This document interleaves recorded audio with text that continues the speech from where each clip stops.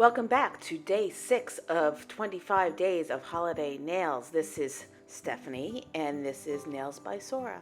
So right now I'm going in and I'm just using my scissors to cut up some gold flakes. The containers that I got from Amazon are just one each, like one large piece, and it's hard to pull it apart with your fingers, so it's easy just to go in with some scissors or some other implement and chop it up as fine or as chunky as you want them. But the point of this video is when I posted a query on Instagram asking for people to send in their suggestions for holiday nail techniques or designs or ideas, and I only got one response. But the response came from dip nails. Hold on, let me try to find it. As ever, unprepared. By Fun Dip Nails. And I will link her Instagram in the description box below because her nails are fantastic and you should definitely check her out. But she suggested gold flakes. And when I asked further what she meant, she just meant like gold foils that are placed on the nail in addition to other design, something like a geode, which was similar to something that she had posted herself.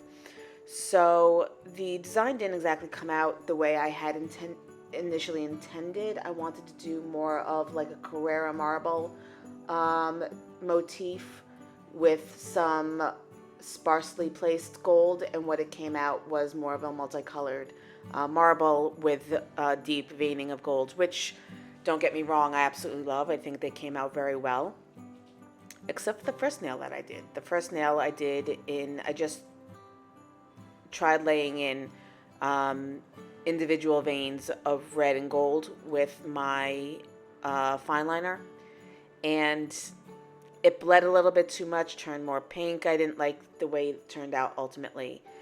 And I do have some of that footage in here, but I removed about half of it and I redid the nail at the end. So you will see that. But I will go into the steps of what I'm doing and how I achieved the look. So starting right now, I'm going over with a secondary layer of dip base, because I'm using that as a slip layer and I'm going to lay in those veins of red. You can use blooming gel, which I've used before. The one that I have is Blossom Gel by Glam. It works just fine, but it's kind of redundant because your base coat or base color will achieve the same effect in having the additional colors that you place on top just bleed out, and that's an unfortunate term considering I'm using red right now, but it'll help it spread across the nail so that you get more of a watercolor type outcome.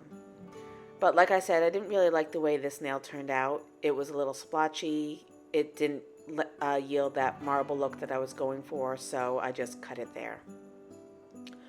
But to rewind, the base colors that I have on the nail are just a coat of Dreaming of Iceland, which is a beautiful milky white, also by Glam. All the colors I'm using in this video, aside from a pure white, is Glam. The white that I'm using is Beetles. And I'm going over the milky white with this color RBG, named after Ruth Bader Ginsburg, I'm assuming, by Glam, and it's this beautiful pearlescent pink. So I just wanted that as a base color to have something beneath the marble. And it does poke through somewhat throughout the nails, but it mostly gets overwritten by the subsequent colors that I put on top.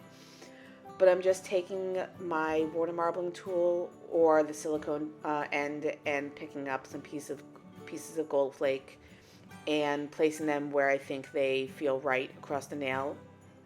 There's no rhyme or reason to it. There's no specific way you have to do it. It's whatever you want. And then I'm mixing the colors on the palette and just laying it across the nail, going on either side of the gold veining to make it look like it's built into the fabric of the nail. And then I go in with my ultra liner or my thin liner, long liner, and I pull additional veins across the nail. I adjust the way the color lays. It tends to bulk up the nail a bit, so you'll want to use some sort of implement to even out the color across the nail. You can then hold the nail upside down before you cure it in the lamp, just so that it evens out a little bit more. But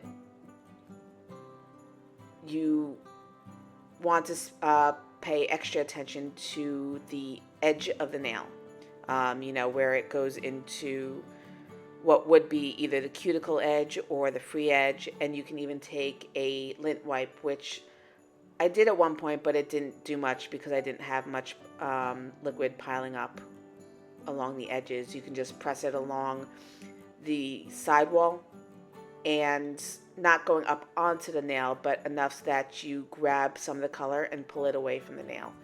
And maybe in another video I will demonstrate that, since it's a little hard to talk about without actually demonstrating, because it's hard to imagine. But I think this nail, the green, is my favorite. Just the way it came out, the translucency. You've got the different shades of green pulling through with the gold, and it almost makes me think of jade a bit, which is a marble that I wanted to do for my birthday because it's my favorite stone and it's my favorite color.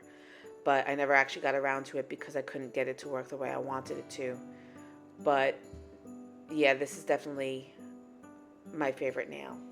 But you'll see each nail looks a little bit different, because that's the intrigue of marble, and that's the fun of it, that no two nails look the same, because you're laying down colors differently and you're just letting the gel work its way across the nail the way it wants to. It's going to have somewhat of a mind of its own. You can coach it a little bit, but it's about having fun and letting it just do its thing. And if you don't like it in the end, you could always try again. But it forces you to be a little bit more free with it, because you can't control it 100%.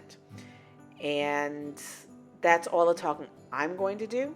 We're about halfway through. There's another 8 minutes left. I'm going to go and do the blue nail. Did I do the blue nail already? I don't remember if I did the blue nail already, but there's a red nail, blue, green, gold, and then there's gold, white, and black, which I actually messed up because I put it in the lamp, and I don't know if the lamp didn't go on and I didn't notice, or if because the black was thicker I thought it was cured all the way and it wasn't. But when I went to put base coat on top to finish off the nail, I ended up smearing all the polish across the surface of the nail. So I had to wipe off a bit of it, re-base coat, put in some extra veining, and re-cure it. I don't know if I left that portion in here, I might have, but just goes to show accidents happen all the time. Doesn't matter who you are, doesn't matter how many times or how long you're doing nails. Excuse my language, shit happens. So enjoy the rest of the video. I will put on the holiday music, and I will catch up at the end to say goodbye.